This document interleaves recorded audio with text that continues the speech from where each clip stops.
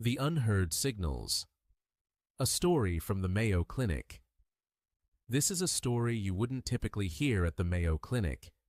This place, like most medical centers, operates with the cold logic of black and white images, precise numbers, and data.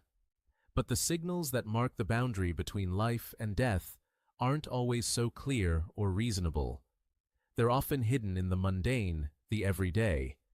Even someone like me, who has dedicated his entire life to studying a single organ, often dismisses them.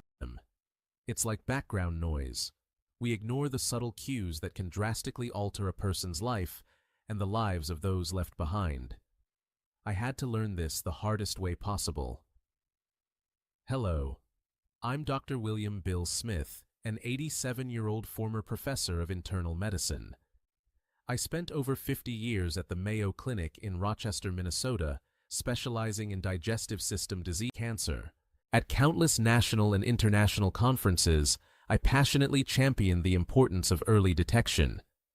I always urged my patients with the same conviction I felt for myself, no more conviction, to listen attentively to the subtle changes in their bodies.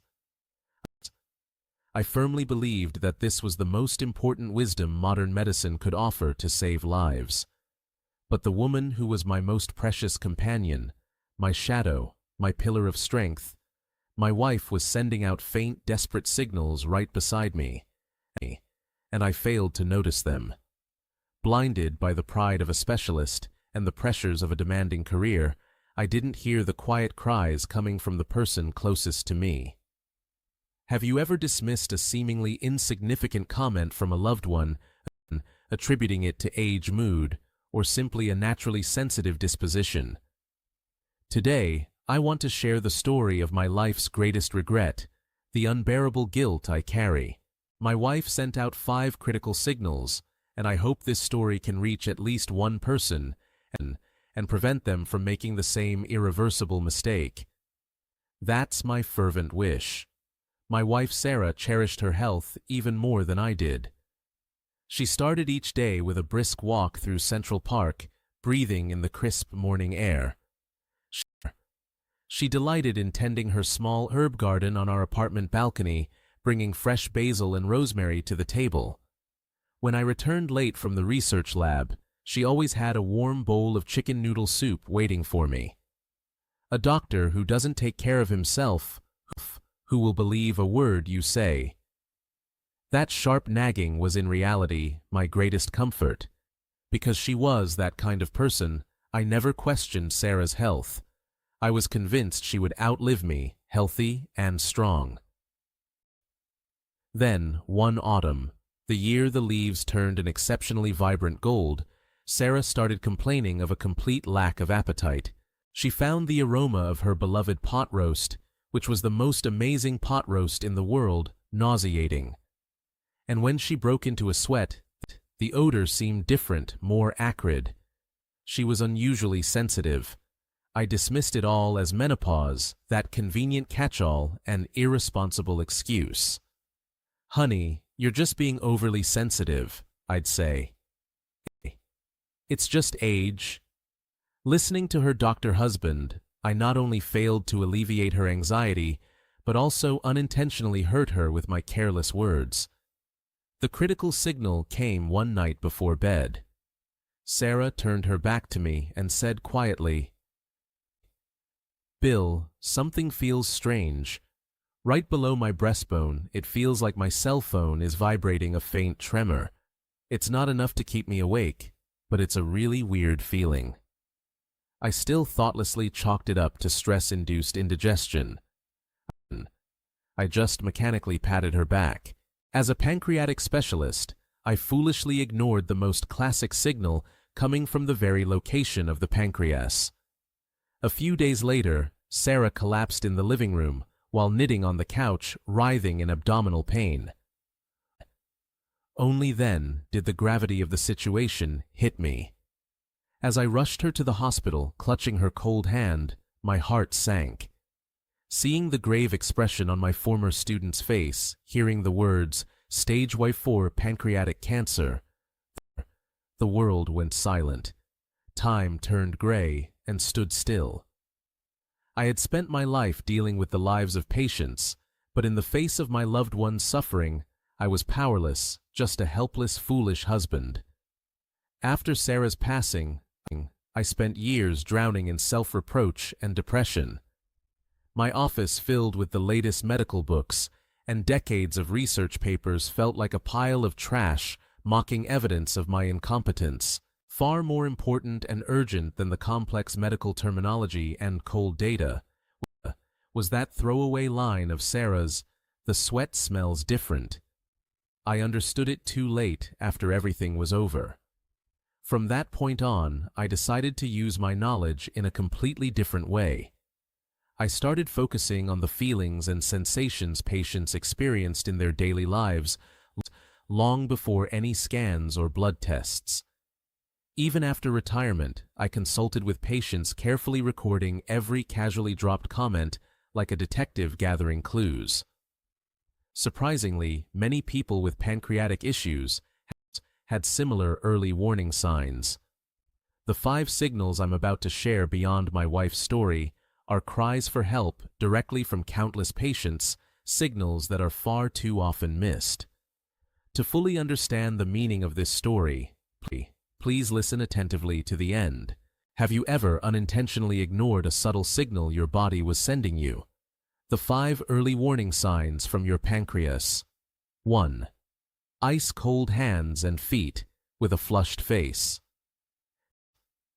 Many dismiss this as a circulatory problem, or in women, a symptom of menopause. But it can be a warning of a deeper, more serious imbalance. This is a sign that the body's automatic temperature regulation system, the autonomic nervous system, is in disarray. When inflammation or a tumor develops in the pancreas, the body goes into emergency mode to suppress this rebellious element. This disrupts the balanced harmony between the sympathetic and parasympathetic nervous systems, causing vasoconstriction and vasodilation issues. As a result, the blood supply to the extremities, hands and feet, the most remote regions from the capital, gets blocked, making them ice cold. Conversely, the capital face or upper body receives an excessive and unnecessary concentration of heat, leading to unexplained hot flashes. My wife was like this. Even on warm summer nights, she felt cold and needed socks. I casually attributed it to her age. At the same time, her face was always flushed, and she constantly fanned herself, complaining of feeling hot. The contrary symptoms originate from the same underlying warning. If this is not temporary, and if it recurs between 10 p.m. and 2 a.m., a time when the body needs to heal and reorganize, you need to observe it more carefully. A regular thermometer cannot easily measure this subtle imbalance. It is essential to trust your own sensations or those of your family. 2. A subtle vibration below the breastbone. This may sound unusual, but it's a very characteristic sensation that many early-stage patients have described to me. Many describe it as feeling like a cell phone on vibrate inside their abdomen. This symptom can occur when a swollen pancreas slightly presses against the abdominal aorta, the largest highway in our body. The pancreas sits deep within our body, close to the back. If a problem arises, even a slight increase in size can compress the various organs and blood vessels in front of it. The regular pulsation or blood flow felt at this time can feel like a subtle vibration or buzzing sensation from the outside. This symptom is more noticeable on an empty stomach, especially upon waking in the morning or lying in bed on a quiet night. If you feel such a vibration, try holding your breath temporarily, placing your hand quietly on the area, and concentrating. If you feel something regular like a heartbeat, as opposed to a temporary muscle spasm, do not ignore it. A bus driver once told me, "Doctor, as a lifelong driver, I know what it feels like when the engine is slightly shaking." He expressed it very accurately. It is important to understand that if an unprecedented feeling recurs, and a new sensation suddenly starts today and continues for a few days, It is a bodily signal that cannot be ignored. 3. A lifelong favorite food. Suddenly becomes repulsive. Taste changes are common with age, and it's easy to brush them off. But a sudden extreme aversion to specific flavors, especially those you've always loved, is a different level of warning. The pancreas secretes core digestive enzymes that break down the food we eat, particularly fats and proteins. If pancreatic function declines by as little as 10%, the secretion of these digestive enzymes becomes problematic. Our bodies are honest. They instinctively initiate an emergency brake, avoiding foods they can't process. This is reflected in changes in the sense of smell. This is why the aromas of fatty foods or protein-rich meats and fish become acutely sensitive. My wife had loved pot roast all her life, and the fragrant smell would make her want a bowl of rice. But one day, she frowned while I was cooking pot roast and said, "Honey, I'm sorry, can you open a window?" That smell seemed stuck in my throat. I just thought she had become picky, but her body was desperately signaling that it could no longer break down fats and proteins. If you have recently found that the smell of pot roast grilled fish or even fragrant sesame oil is sickening, simply record when and what kind of smell you started to dislike. It may not be a change in preference, but a signal for survival. 4. Sweat smells, sweet and sour. It's hard to notice on yourself, but family members often detect it. This is a fast, crucial warning. We become insensitive to our body odors. The pancreas secretes insulin to regulate blood sugar. If the pancreas has problems, the pancreas's insulin secretion is disrupted and blood sugar regulation fails. To get energy, our body starts to break down fat rather than glucose, just as a car uses emergency diesel when the gas runs out. This process produces a large amount of incomplete combustion material called ketones. Some of these ketones are excreted through sweat or breath, emitting a sweet and sour smell like rotting fruit. Frankly, I was the last to notice Sarah's body odor change, even though I am a physician. I was accustomed to the change since we lived together every day. One day, my daughter visited our house and said, "Mom, did you spill vinegar in the room? Why does it smell sour?" My wife simply denied the claim. But that was a crucial warning.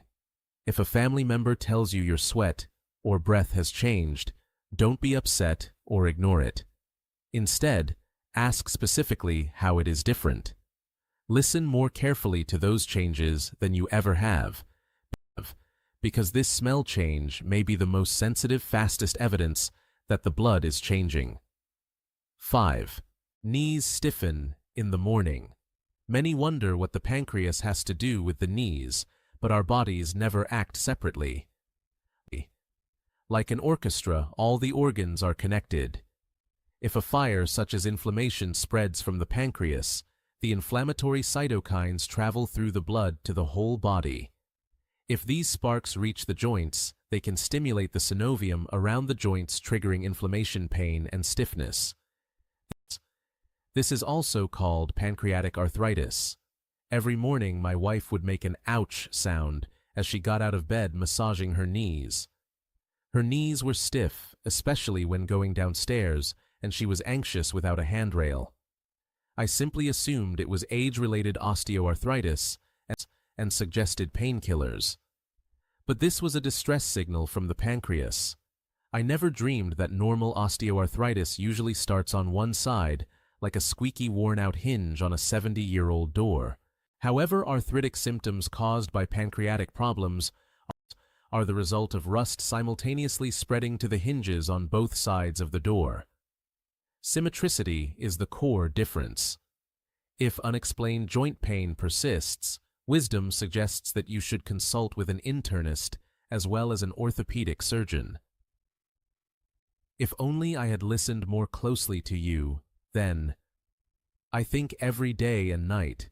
I have so many regrets. All my life I have accumulated medical knowledge, but I was deaf and blind to the quiet cries of the person I loved most. No amount of expertise can turn back time, not even a day. Please remember these 5 warning signs: the contrasting temperatures of the hands, feet, and face, the strange vibration below the breastbone, the sudden aversion to previously loved foods, the family member's changing body odor, and the morning knee stiffness. If 2 or more of these have been recurring recently, don't hesitate. Don't say it's just age or fatigue. Go see a trusted specialist today, even if just for a consultation. And to the children watching this, I want to say something to you. Your parents are often the silent generation.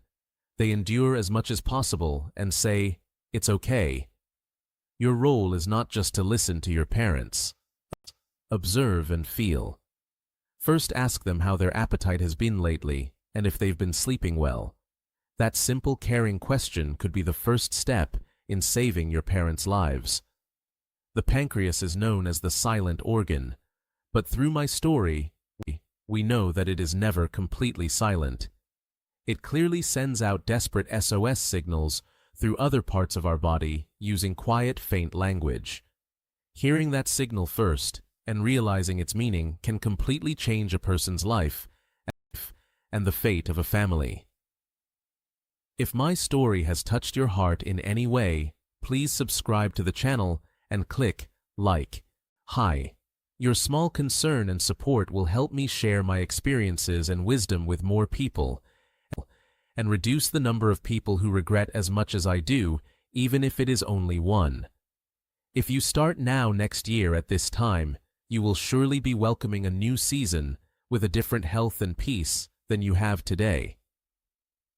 Tonight, how about listening a little more carefully to the sounds your body is making and to the small words of your loved ones? Next time we'll talk about the everyday foods and habits that can help manage these danger signals, protect the pancreas, and help it recover. Take care.